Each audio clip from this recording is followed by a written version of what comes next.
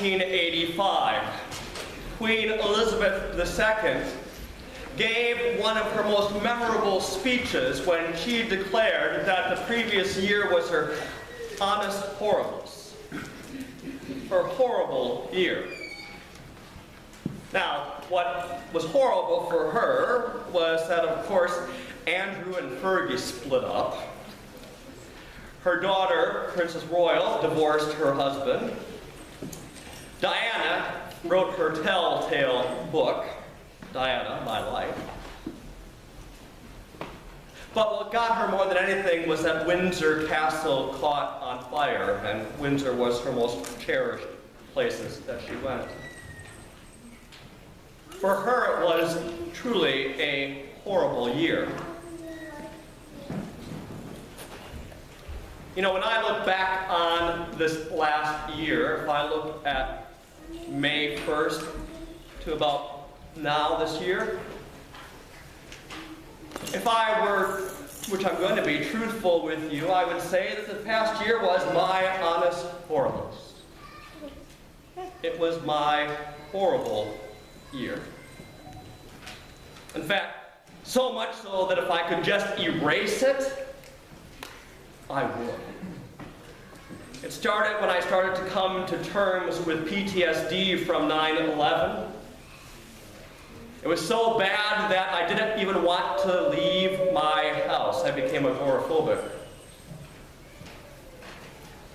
And then, after a fender bender, it was enough to cause enough trauma in my neck, which had been suffering for some time, to cause 2 herniated discs to go, causing immense pain to go down both arms, which eventually, after trying, led to surgery last November 11th, which led to me being out of this community for 3 months because I literally couldn't be heard, because I lost my voice.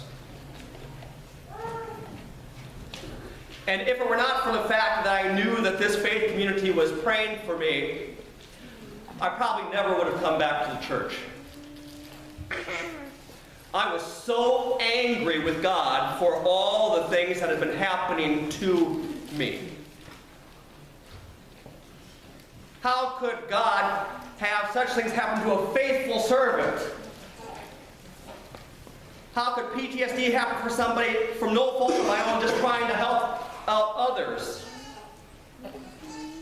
How could I lose the voice, the one thing I need most for my ministry? My prayer life went down the tube. And what got me more than anything else was during that time a couple of people said to me, well, you know, Christopher, everything's going to be okay.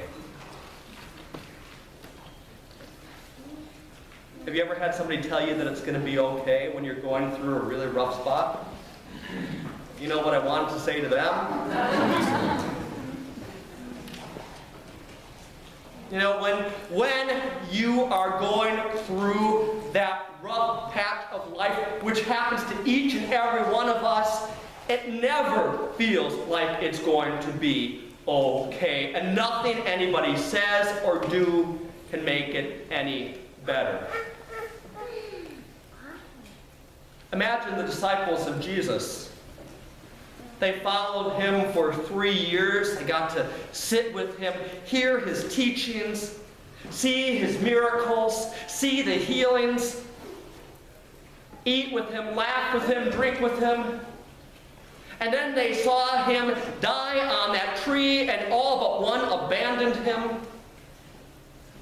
And they were so fearful that no matter what anyone said to them, they knew that their life was coming to an end. That was it. They were going to be the next ones to go. That's why they locked themselves in that upper room on that first day of the week.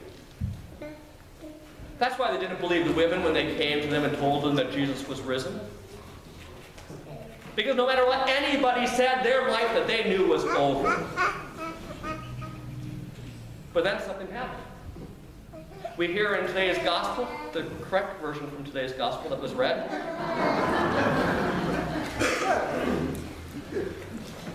We hear that Jesus appears to his disciples and says, "Peace be with you." Not once, not twice, but 3 times. Peace be with you. Shalom be with you.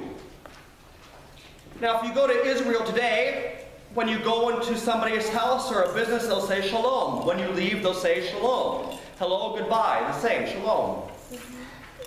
But Jesus wasn't saying shalom here. Jesus was saying something deeper. Shalom. My peace I give you. Because of what God did for you, the price has been paid for you. No matter how bad you think things are, everything now is going to be okay. I, Jesus, offer you peace. I offer you forgiveness. I offer you a new beginning. If you think things were bad, don't worry. Because now I make everything right for you. My sisters and my brothers, I don't know what is going on necessarily in your lives right now. I know some stories. Maybe you're going through an annus horribilis right now. Maybe you're struggling with health issues. Maybe you're struggling with being unemployed. Maybe somebody in your family recently died. Maybe you wonder where God even is, if there is a God. And no matter what I say to you, nothing I say right now will make that better. Especially if I say to you, it's all going to be okay.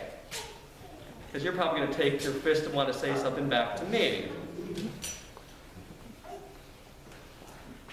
The only person, though, I know who can offer you hope is the one who on the 3rd day rose from the dead. The one who appeared to his disciples and said, Shalom be with you. Shalom.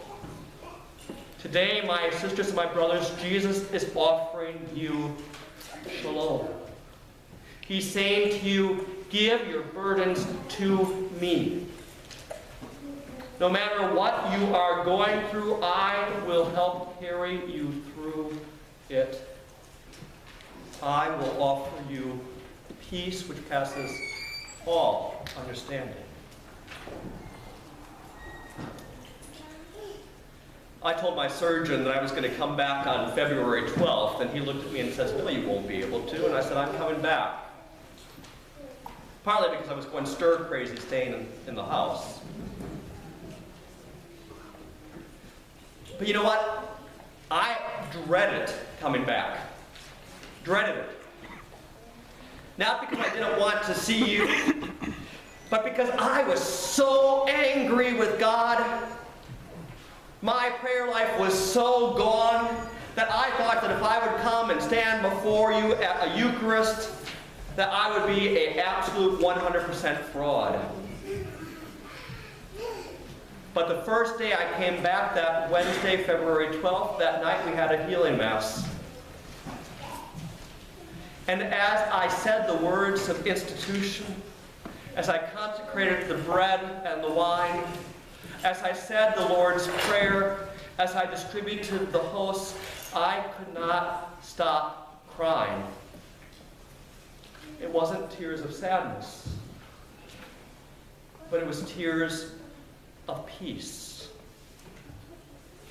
That everything that I needed was with Christ.